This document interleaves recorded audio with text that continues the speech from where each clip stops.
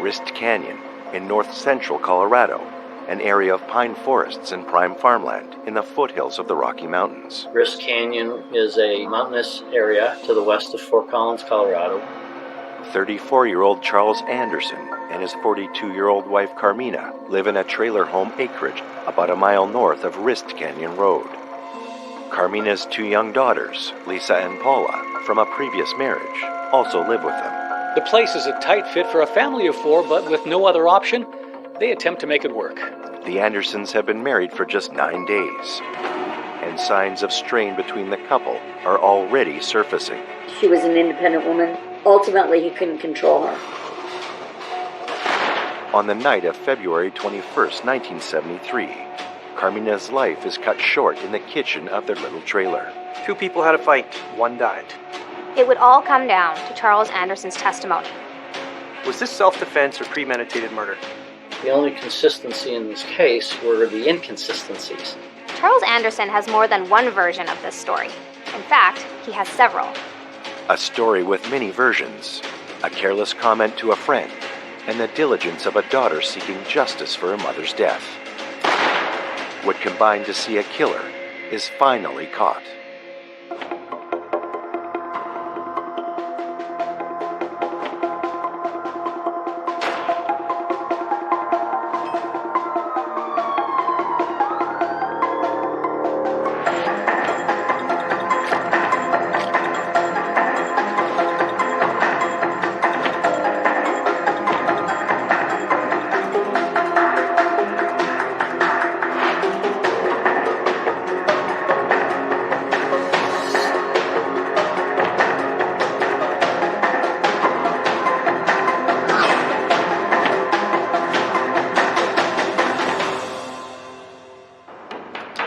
Shortly before 10:30 p.m. on the night of Wednesday, February 21st, 1973, Carmina Anderson is shot dead in her Wrist Canyon trailer home in Larimer County, Colorado. She and her husband had been in an argument for most of the evening. With no witnesses, just what happened that night would prove to be very difficult for investigators to determine. On the morning of that fateful day, Carmina, or Nina as she was known, was busy making arrangements for an upcoming move. They were relocating to a farm Charles Anderson owned near Waverly. It's a tiny community surrounded by ranch lands 12 miles north of Fort Collins.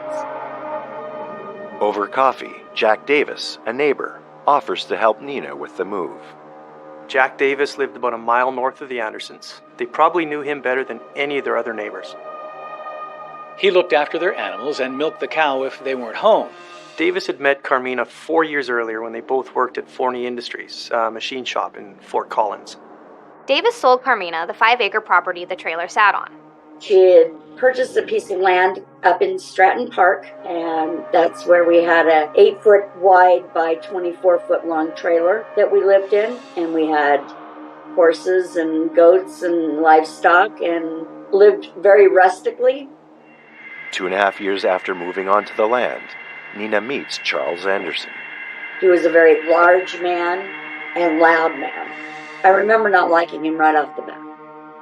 I did at some point warm up to him, but later reverted back to my initial feeling because he'd beaten her up and physically fought with her so many times. They decided to get married on February 12th of 73. By the day of the 21st, she didn't want to be in marriage anymore. She wanted out and regretted ever marrying him. Nina had a funeral to attend that afternoon in LaPorte, a town 6 miles northwest of Fort Collins. LaPorte and Bellevue are both historic Larimer County communities dating back to the 1800s. It was an ordinary day for me. We had to go to school and caught the bus to school early in the morning. Nina was going to be doing some socializing after the funeral. There were later plans to meet up at the bar with some friends. Nina and her friend Barbara Smith go to the Log Cabin Lounge in LaPorte where they wait for their husbands to join them. Barbara's husband, Jerry, arrives at around 5:30 and they discuss Nina's upcoming move that Saturday. Jerry's offered to help. Charles had to get a couple of tires replaced on his truck after work. He arrives at the bar just before 6, and they all have several cocktails. They met in a bar. They drank all the time in the bar, sometimes into the night. Once he came around, it was unpredictable if she would be home after I got home from school. Her Jeep is in the parking lot, and they leave it there and go home together in Charles' truck. But on their way home, for some reason, Nina gets out on the side of the road. Possibly an argument, as it was common for them to fight. At this point, they're 1.5 miles past Bellevue and still 4 miles from LaPorte. It's a winter night, it's dark, and getting colder. Charles arrives home in an angry mood. He mutters to himself that he's tired of being pushed around. With the girls pretending to be asleep and staying out of his way, Charles has no issues with opening more alcohol to deal with his frustrations.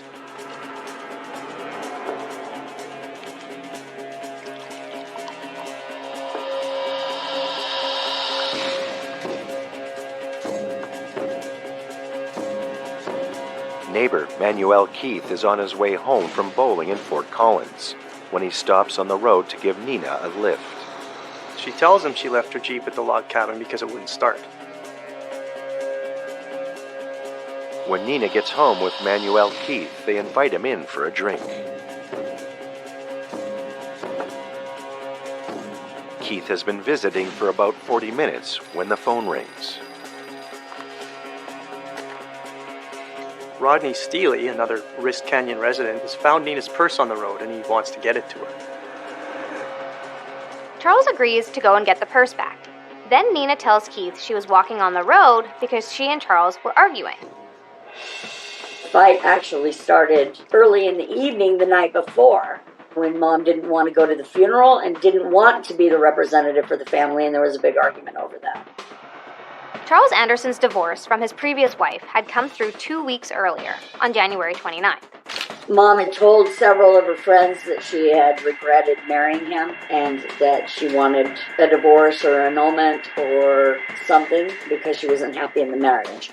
And they'd only been married 9 days. It's pretty clear that this marriage was off to a very bad start. They fought all the time. They drank, from varying degrees of arguing to actual physical fighting. Charles returns with Nina's purse. After Keith leaves, things begin to escalate. I remember laying in bed listening to them argue with my covers pulled to my head. I remember them screaming about what we cost. I remember her saying she wanted out and to get out.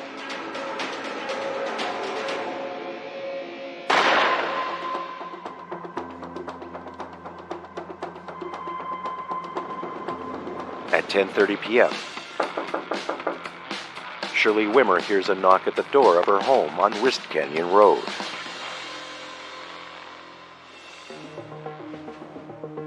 Shirley Wimmer knows Carmina and her daughters, but tonight is the first time she's met Charles. Anderson tells her that he and Nina were looking at the gun at the kitchen table, and as she was handing it to him, it accidentally fired, shooting him in the hand. She asks him about Carmina and the girls. It's then he tells her the gun fired unexpectedly a second time, hitting Carmina in the head, and she's hurt bad. Shirley calls the Fort Collins ambulance service to report a gunshot wound in Wrist Canyon.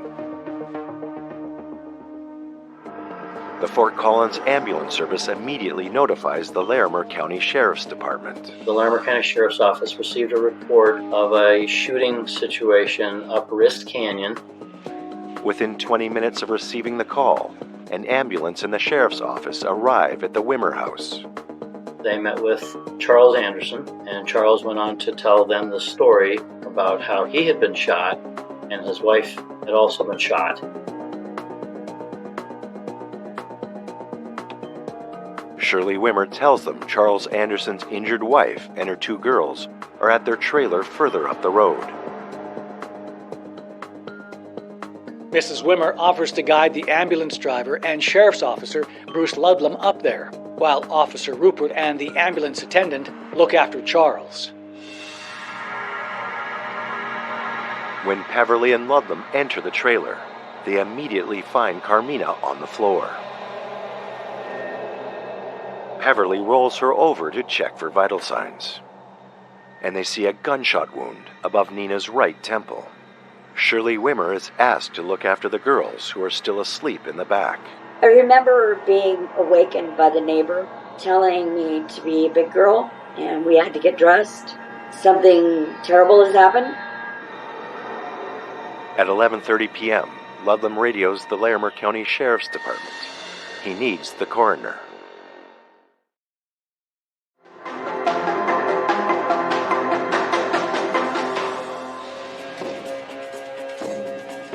On the night of February 21st, 1973, a double shooting occurs in the Wrist Canyon trailer home of Charles and Carmina Anderson. Charles is shot in his right hand. He drives to a neighbor's house to get help. His new wife, Nina, is on the floor of the trailer home, mortally wounded. I could hear him call in that they needed a second ambulance, an approximate 42-year-old woman with a gunshot wound to her head. Ambulance driver Jack Peverly heads for Poudre Valley Memorial Hospital in Fort Collins, where Charles Anderson's hand will be tended to. Officer Bob Stufer from the Sheriff's Office and Lee Shipley, Chief Investigator for the District Attorney's Office, arrive at the scene 15 minutes past midnight. A revolver is found beside Nina's body. Captain Terrace Jurista from the Sheriff's Office takes the revolver into evidence. Investigators notice a large amount of liquor bottles. Meanwhile, Nina's daughters are living through what would be the worst night of their lives. So we get down to the hospital, and the doctor puts Paula and I on a gurney and a box of tissues between us and says, I want you two girls to be big girls about this, but your mother has passed. And do you know any relatives or anybody that we can contact?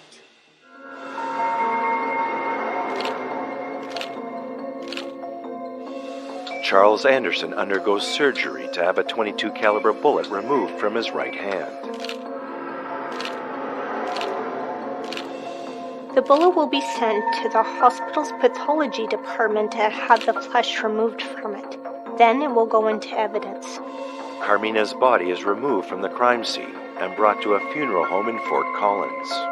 The funeral home attendant on duty tells police he thinks the bullet traveled from the entry point through Nina's skull to somewhere below her left ear, but did not exit the body. He also shows them powder burns at the site of the entry wound. This should immediately raise suspicions for the officers. Dan Joseph from the coroner's office requests that a blood alcohol sample be taken from Nina's body. At the same time, Charles Anderson's blood alcohol level is tested at the hospital. His blood alcohol level is 0.079%. Carmina's is higher at 0.145%. Robert Seaman, a young investigator in the Sheriff's Department, is assigned to the case. The Anderson case happens to be Seaman's first murder investigation.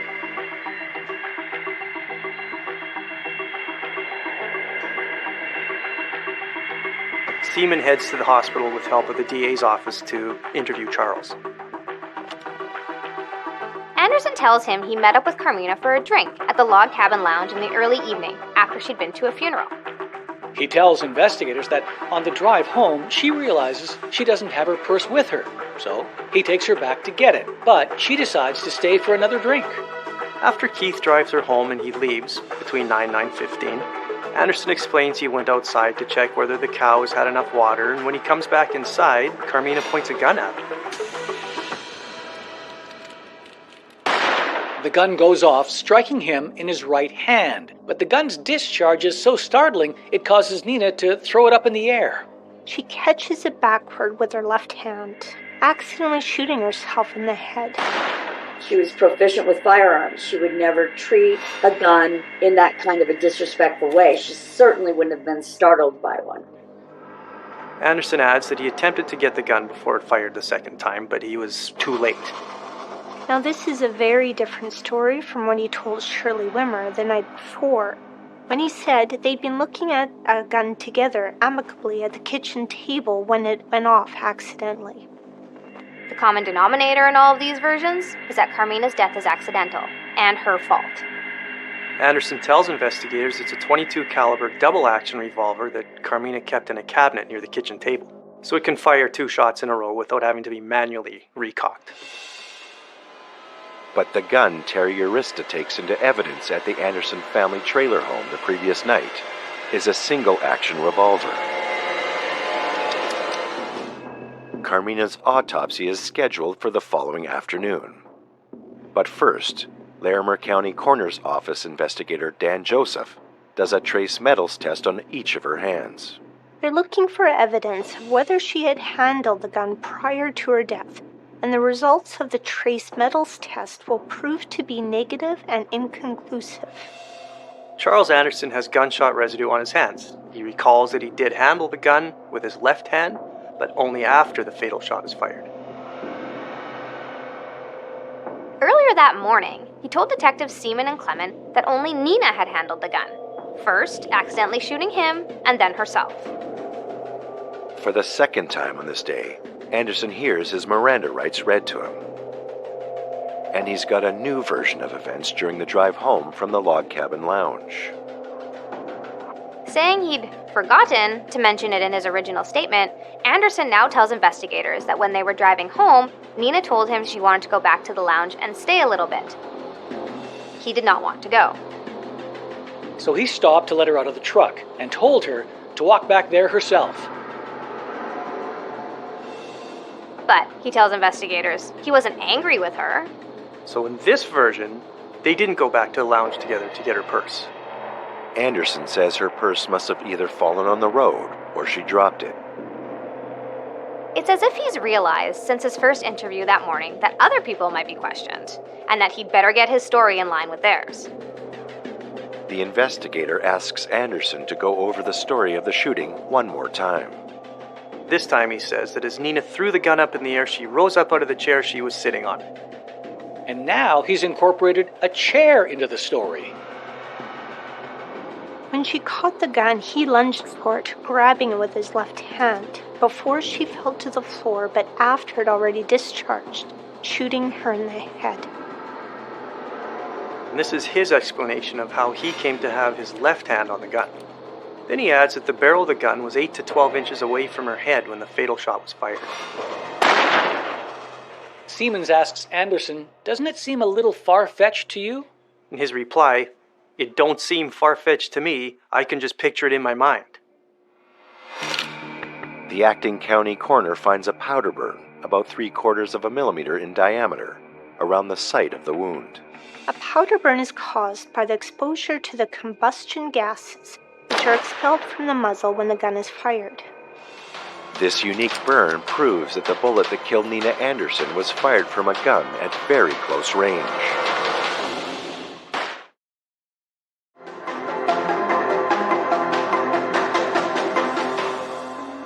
On the night of February 21st, 1973, 42-year-old Carmina Anderson is shot dead in the rural trailer home she shares with her husband Charles Anderson in Larimer County, Colorado. Charles sustains a gunshot wound to his right hand. There are no witnesses. Charles Anderson tells investigators an ever-changing story about what happened that night. The next afternoon, Nina's daughters, Paula and Lisa, are brought to the sheriff's office for an interview. Lisa tells Detective Bob Seaman a loud argument between Charles and her mother began after neighbor Manuel Keith left their home. They take the fight outside, and shortly after that, she falls asleep. Seaman pays Anderson a third visit at the hospital. He's again advised of his rights. But this time, he tells officers he doesn't want to make any further statements without an attorney present. When Anderson is asked to sign a release form for his medical records, he says not without his attorney's permission. This is the first time he's indicated he wants a lawyer present. At that point, Bob Seaman informs Anderson he's under arrest for investigation of homicide. He's transported to the Larimer County Sheriff's Department and incarcerated. Rodney Steele, who found Nina's purse on the road, has agreed to come in and answer a few questions from Bob Seaman. Seaman learns two very interesting things. Steely remembers exactly where he found the purse because there were distinct black skid marks on the pavement leading up to it. He looks inside the purse and finds Nina's ID. That's how he knows who to call. This is a mile and a half west of Bellevue, exactly where Emmanuel Keith said he'd spotted Nina walking on the road. When Steely meets up with Anderson, Charles tells him Nina lost her purse while delivering milk. It's a rather imaginative explanation by Anderson for Nina's purse being lost on the road. The district attorney's office orders a second autopsy to be conducted on Nina's head wound. Dr. George Ogura from the coroner's office at Denver General Hospital dissects Nina's brain. He finds indications of a complicated trajectory of the bullet through Nina's skull, and he concludes the bullet entered her head at an angle of approximately 45 degrees, a greater angle than was originally thought. This angle could result from a tall person standing above a shorter person or a seated person and firing down at them. Charles Anderson is 6'1". Carmina Anderson is 5'3". Ogura thinks Nina's heart may have continued to beat for a short time after she was shot. He estimates the time of death as 10:30 p.m. And he's made an important discovery. There's a powder tattoo on the skull.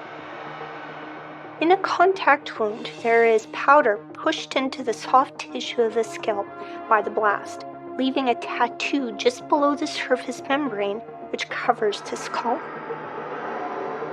The coroner's report, signed by both pathologists, reads, "Gunshot wound of head, incompatible with life, as the cause of death."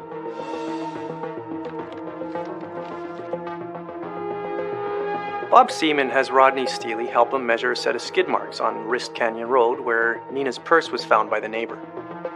They're a match for the dimensions of the wheelbase and tires on Anderson's Datsun pickup truck, and indicate he came to a hard and fast stop on the road that night.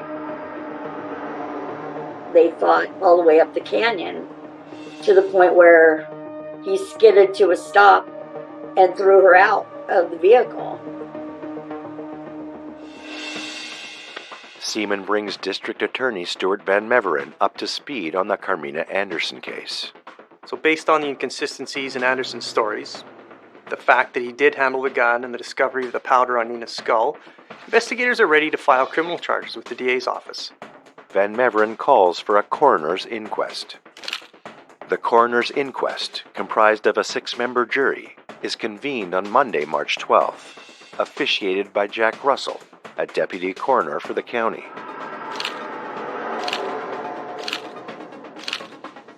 Furniture is placed in the courtroom to represent more or less the layout inside the Anderson trailer. Charles Anderson gives his latest account of what happened the night of the shooting. And it works. The jury rules Nina's death is accidental. I was told that everybody who left the inquest knew it was wrong and knew something had happened. The version Anderson gave that day was apparently different from any version he told before, and unfortunately, the transcript of the proceedings had been lost. Charles Anderson is released and walks away a free man. 6 weeks later, the case is closed. 2 decades go by. Carmina's daughter Lisa, now 26, begins looking into her family history. Initially, through genealogy, I discovered that the man on my birth certificate wasn't my father. And in a letter from him, I was told, you may want to check. Are you sure she died the way you think she did? After that, I wanted to get the police report and look at it and see for myself what the truth was.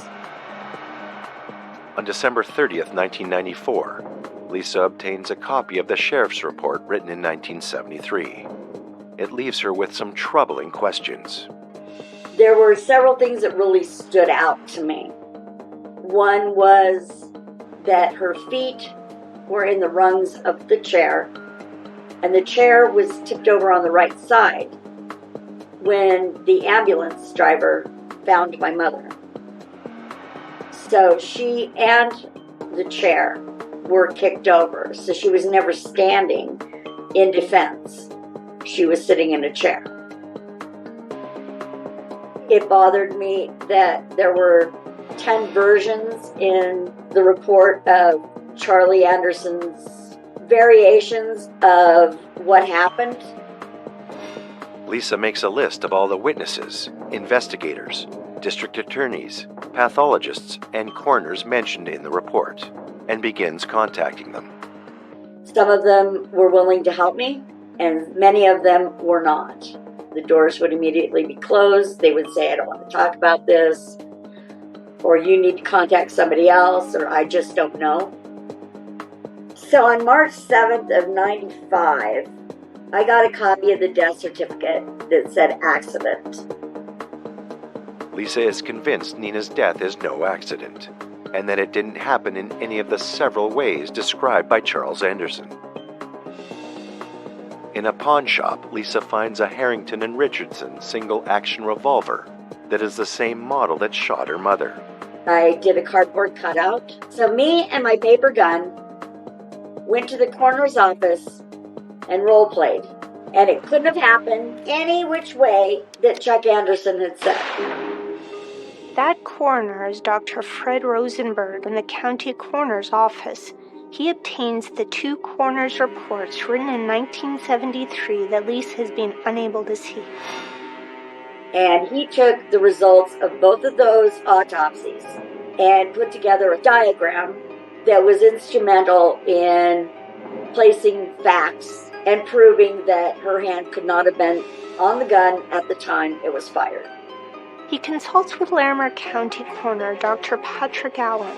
Together they conclude that the actual measurable dynamics of the bullet's trajectory are not consistent with any of Anderson's statements. On May 7, 1996, Dr. Allen issues an amended death certificate. I was ecstatic and I thought something might get done.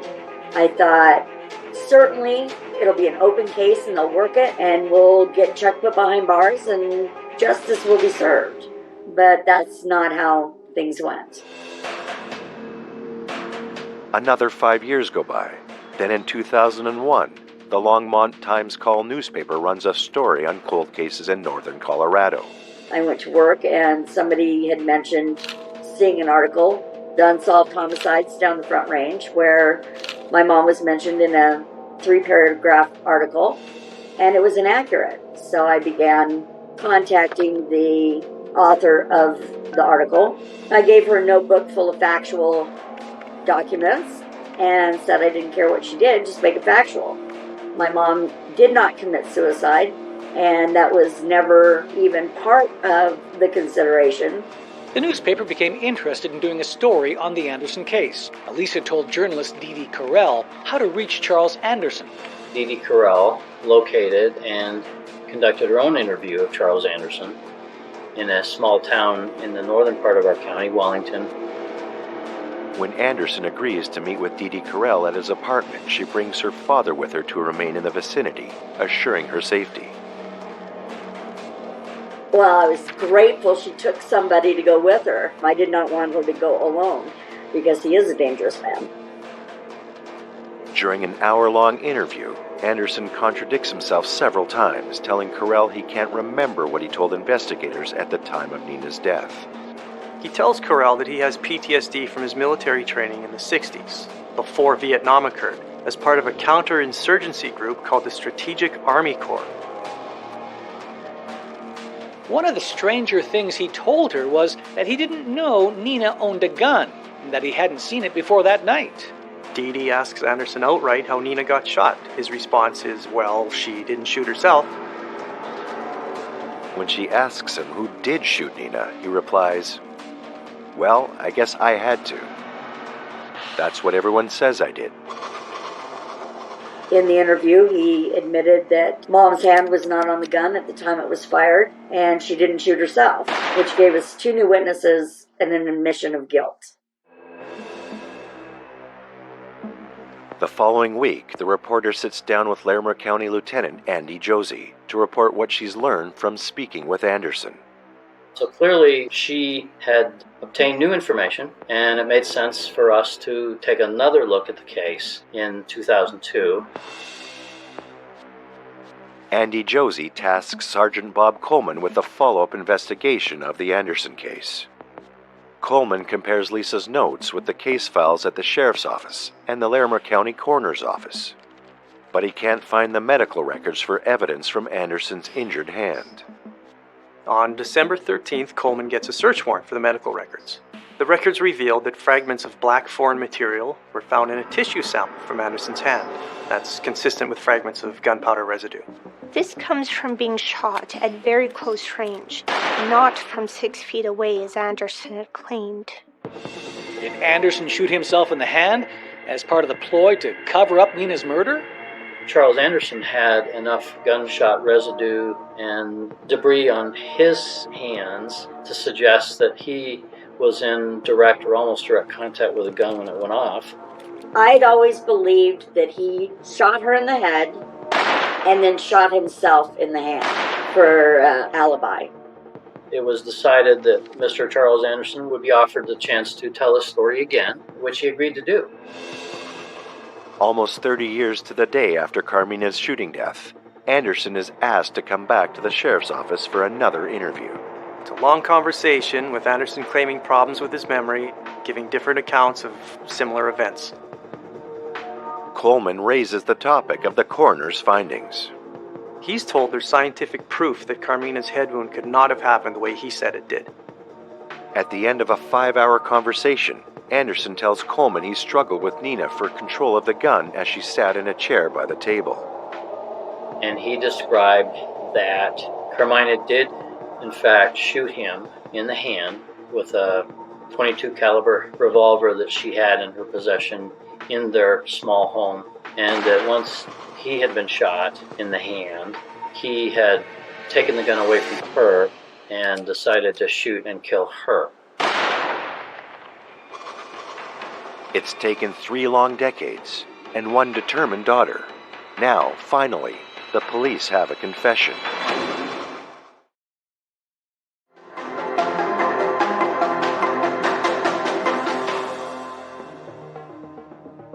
Larimer County investigators have a confession from Charles Anderson that he deliberately shot his new wife Carmina to death 3 decades before.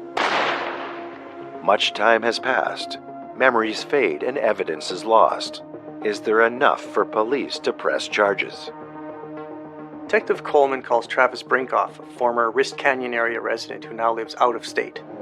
Brinkoff has known Charles Anderson for 40 years. He knew Carmina, too.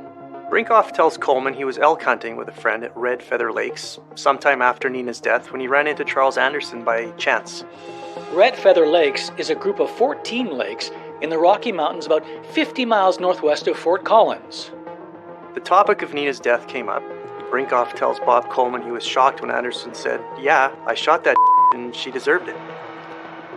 And there's stories that came out later where we learned that he would make statements to friends, like, "I can tell you how to kill your wife and get away with it." Bob Coleman calls Terrence Urista, the deputy who takes the gun into evidence at the trailer 30 years before. Urista is now the police chief at the University of Northern Colorado. One thing Terry Urista recalled was how it would have been very hard for Anderson to struggle with Nina in the way he described in the confined space of that trailer. He remembers the gun was a single-action revolver that had to be manually cocked before it could be fired again. Which flies in the face of every version of the story in which Anderson said the gun fired accidentally a second time.